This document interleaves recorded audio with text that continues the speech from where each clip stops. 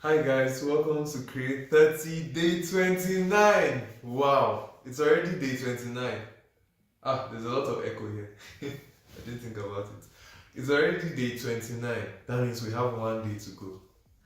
It's so surreal. It's so surreal, and I'm so happy about how far we've come. So I'm so happy about all we've learned so far, and I hope you're not tired. I hope you're still ready to learn tonight. Tonight we're still on the topic of monetization, and it's going to be packed. Definitely, it's going to be packed. It's going to be packed. It's going to be packed.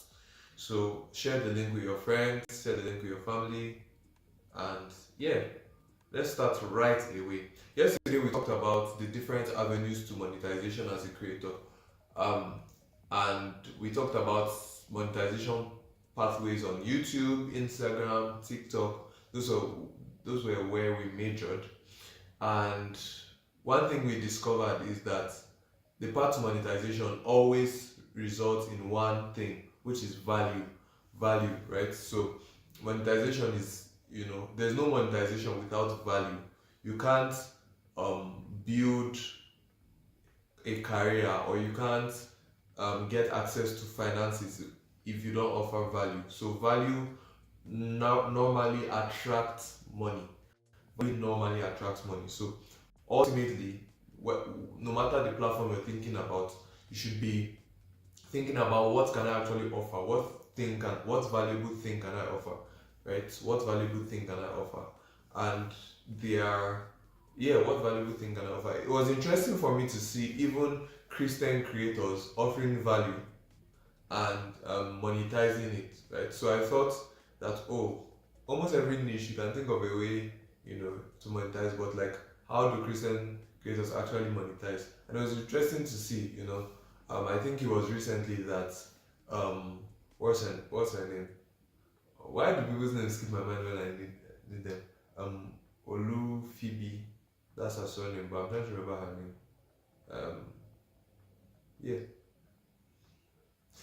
I can't remember her name. But also, I think um, the other person is, why have I forgotten their names? That's very interesting. Uh-uh. I'm seriously going to Instagram now to check, because there's no way I should forget these two creators' names. What's a Christian creator you know? Christian creator, female. And do you know, funny enough, like, the person I was looking for came up on my profile, ID Achibong. And I think if you follow Christian creators, you would have heard of ID Achibong, right? So she's a phenomenal Christian creator. So it was surprising to me the fact that ID Achibong was able to build this devotional thingy, and she sold it, and it's probably doing very well. Also, there are things like mentorship and stuff like that. So there are, no matter the niche you are, there are definitely interesting monetization options or monetization pathways. But today we're talking about how to set yourself up. What are things you can do to ensure or to set yourself up for success or for monetization, right? Because I think there's a saying that says success is when opportunity meets preparation, right? When opportunity meets preparation. So when there's an opportunity, the thing is you should already be prepared, right? You're not going to. There's a popular saying that you don't start sharpening your axe when you're on the field, right? You sharpen it before. Or like, imagine, a brand reaches out to you, and they're like, and this actually happened to me. It's very funny. It happened to me. A brand reached out to me at a certain point, and they wanted to promote their product, but I did not have. They were like, okay, what is your rate? How do you do your promotions? And I didn't have an idea. Right? I didn't know what my rate was. I didn't know anything about that. So I had to pass off that offer, because clearly I seemed like somebody that was very inexperienced, and they didn't want to risk their money on somebody that's so inexperienced. But now I'm here to tell you a couple of things so that you are not me in that situation. So actually, I'll divide this into three. The three P's of setting yourself up for monetization, and they go as follows: preparedness, patience, and pouring out value. Preparedness, patience, and pouring out value. So when we talk about preparedness, preparedness ranges from the very technical things to also the more cerebral things, right? So when we talk about the very technical things, I'll start with YouTube. On YouTube, there are certain things you need to do, technically, to ensure you are ready to be monetized. First of all, like verifying your email. You have to go to your YouTube dashboard, ensure that your email is verified. Ensure that you um ensure that you follow their guidelines. Ensure that you have emails set up. If you don't have emails on your social media, then brands will not be able to reach out to you, right? You'll not be able to People will not be able to reach out to you for collaboration. So ensure that all your emails are set up, if possible your phone numbers, but at the very least your emails. And preparedness also stems to branding, right? How do you brand yourself? How do you position yourself?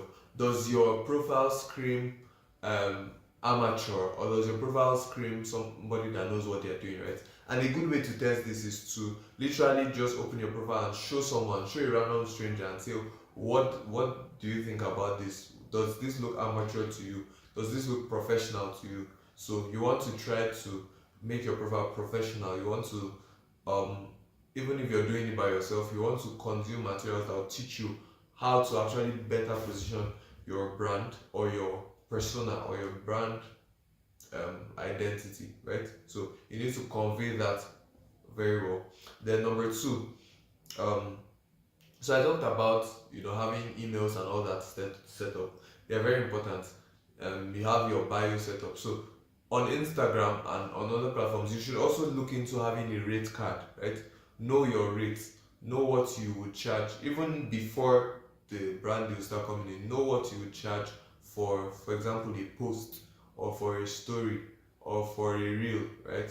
For a long form video, know what you would charge, and based on know your engagement, understand your engagement, be able to have conversations about your engagement. So, for example, I know that I have about um I have about 1.6 thousand is it 1.6k? I think I have about 1.6 hours of watch, 1.6 thousand. Let me confirm. I'm saying I know, but I need to confirm. Anyway, know your engagement rate, right? Know what your engagement is, so that you can have conversations about these things. Sorry about that. Sorry about that. Alright, so know you be able to have conversations about your engagement, right? At the very least, know the number of followers you have on a particular platform.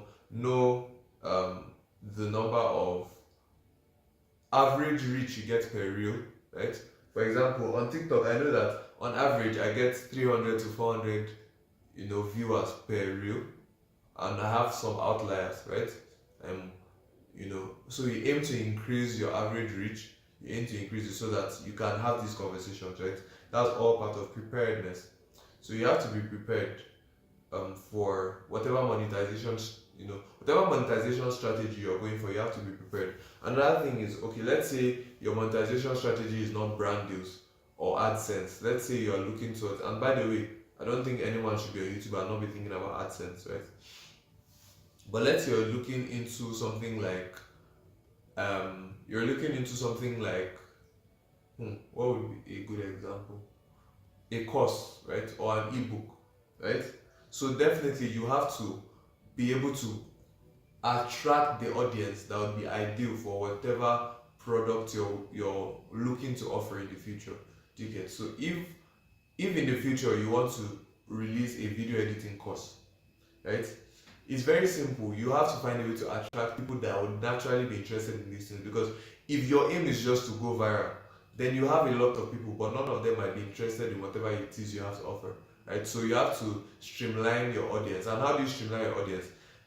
If my aim is to get people that are interested in video editing, then I know the topics I'll talk about, or I know the kind of content that I'll produce that will attract people that are interested in this thing, right? So you have to create things that will be of interest to your ideal audience. That's why it's important to know your ideal audience. And we talked about knowing your ideal audience when we talked about content strategy, right? We talked about knowing your ideal audience. So it's important to know your ideal audience, because when you know your ideal audience, you're able to craft and create content in line with what your ideal audience would like, right? So it's not just, the aim is not just to go viral. The aim is not just to go viral. I'm just seeing the comments that made me laugh, made me chuckle. The aim is not just to go viral, but to um Jonathan said money. He's excited that we're talking about money. I hope you're learning something. So the aim is to streamline your content to people that would benefit the most from it. So that is preparedness. Preparedness. The next P is patience. The next P is patience. And as much as you are very well positioned to receive money, you also have to play, in many cases, the card of patience, right? And patience is not just a card, it's a virtue, actually. And this is to say that most people, if you're just out to, you know, squeeze people of their money, if you're just out to juice people of their money, people can smell it from a mile away. People can smell it from a mile away. So patience helps you not to be super transactional. It helps you to calm down and offer value, which is the third point. But patience, patience can mean you offering something for free, even though you know it should be paid, offering it for free for the first time, so that number one, you can have valid testimonials. You can test whether it actually works. You can have valid testimonials, and you can vet how people enjoy your product. Then you can start building up and adding payment schedules. Then patience also helps you to be able to not be desperate, right? Because desperation can lead you to actually destroy your personal brand, right? If you're desperate for monetization, then you might not take the time to really craft your brand story. You might not take the time to really build your audience and to really help them to know, like, and trust you, right? Because it takes time. It takes time for people to know you. It takes time for people to like you and to trust you, right? So when people are introduced to your content the first time, they just know you. They might not really like you at first because they might not have the context or the reason to, right? But with time, when you keep offering value, when you keep value, people naturally go after value. And you don't offer value to someone that needs it, and if it's packaged well, they resist it. Normally they go for it, right? So when you have the mindset that people are attracted to value and you keep on pouring out value, you see that people now get to trust you, right? They can trust you with their attention. They can trust you with their resources and money, essentially. Because if what I've received from you so far is so good, the value is extremely high. The value is, if I've received so much for you, and I'm even surprised that it's free. By the time you release something that I have to pay for, I would happily pay for it. I'd happily pay for it because I know the value of what I'm paying for, right? So a lot of times we have this negative mindset with money, where we feel bad for charging, right? Or for putting a price on stuff. And the worth of putting into it. And when it's truly valuable, then I think you should even be proud that people get to pay, to receive this value. And people will definitely be happy to pay because they know it is valuable. So patience helps you to build value, helps you to build something worth it, helps you to, even if you're relying on brand deals, patience will help you to build your audience, craft your audience, curate your audience in a way that you can actually be confident to approach brands, or to be confident to have conversations with brands about how you can represent their product, right? So one thing I wanted to talk about yesterday is that when you're talking about brand deals, when you're talking about working with brands, it is important that now I've talked about patience, I've talked about crafting your audience. It's important to note that you do not want to promote things that, this is your audience, right? And you're serving them. You don't want to promote things that would ultimately not add value to them. Everything you do should ultimately lead to value, right? And that brings us to our third point, which is pouring out value, right? Pouring out value. So even when your monetization, you're able to monetize, and I'm specifically talking about brand deals right now, because there's the incentive to take every brand deal, there's an incentive to promote every product. But the thing is, what if the product actually doesn't help your audience? What if it actually does quite the opposite, right? If I'm your friend and I invite you to the movies and I tell you that this movie is so good, I love it so much, the movie is so powerful, you're going to, be inspired, you're going to be empowered by the movie, and you go to watch the movie and you find out that the movie is actually very bad. The movie is horribly produced, the storytelling is bad, there's nothing good to write about the movie, and this is everybody's experience. What is going to happen is that, in as much as I'm mad about the movie, I'm also going to project that onto the person that invited me. I'm going to assume that he has a poor taste in movies. I'm going to assume that his recommendation was horrible. Therefore, he's not as knowledgeable in movies as well as he claims to be, and that would spoil the person's image, right? So ultimately, even when it comes to, working with other brands or collaborating, you have to be sure that values align. If the values do not align, then what is it that you are collaborating for, right? So when it comes to collaborations, collaborating with people, other, creators, you have to be sure that there's an alignment of values, because you can do creative collaborations for more engagement or for more exposure. Let's say you have a bigger creator that's willing to collaborate with you, and you can actually do stuff like that, but at the end of the day it doesn't align with your core value. Then what you do, whatever you end up creating might actually go against what it is you have spent time building, or the audience you have spent time crafting. So um pouring out value is very important. Sorry, 1 minute. Give me a second, please.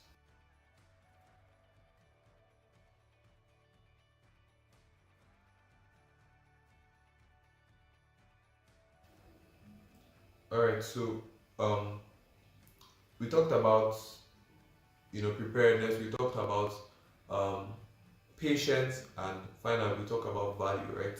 So ultimately the journey to monetization is a very noble one. It's very noble that you are able to build something valuable and monetize it.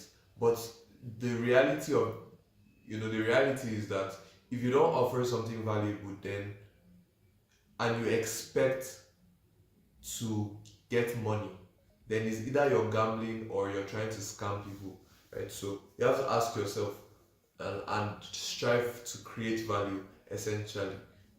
Some people just want, brand deals, or they want people to work with them and stuff like that. They want to get maybe opportunities, monetary opportunities. But at the core of it, any opportunity that is worthwhile is driven by value, right? So how do you how do you actually add value? How do you actually pour out value? I'd say this: the easiest way to pour out value is for you to learn yourself and share what you're learning, right?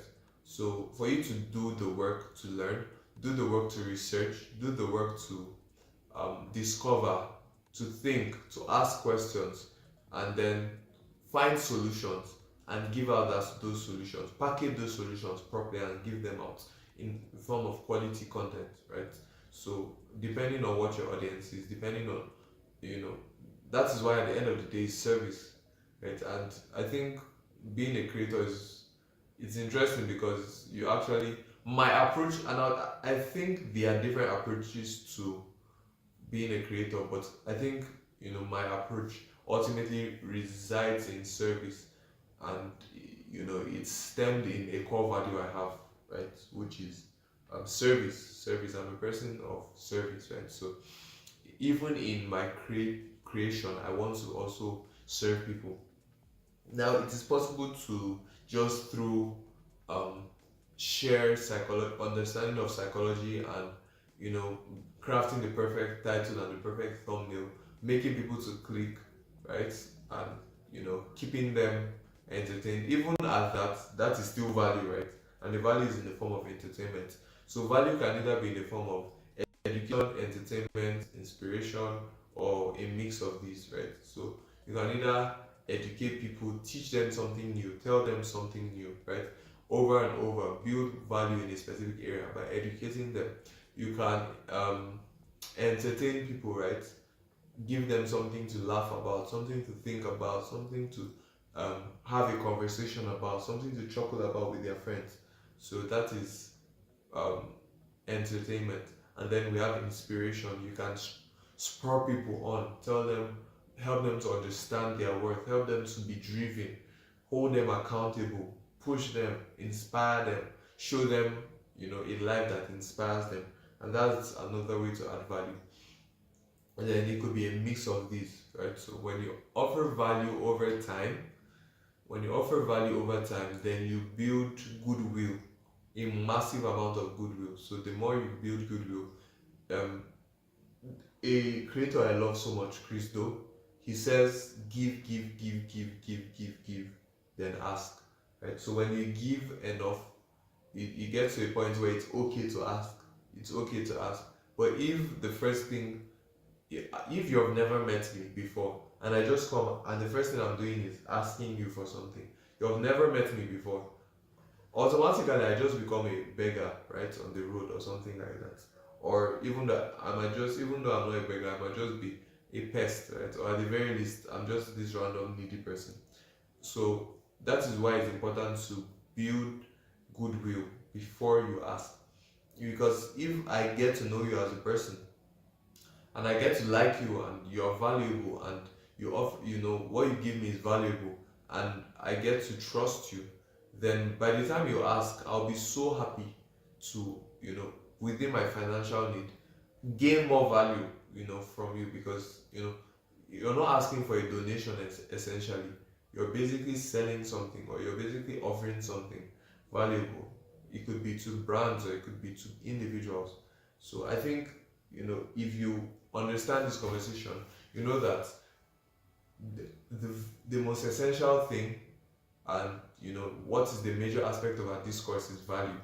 It's value because value and finances or value and money are Siamese twins.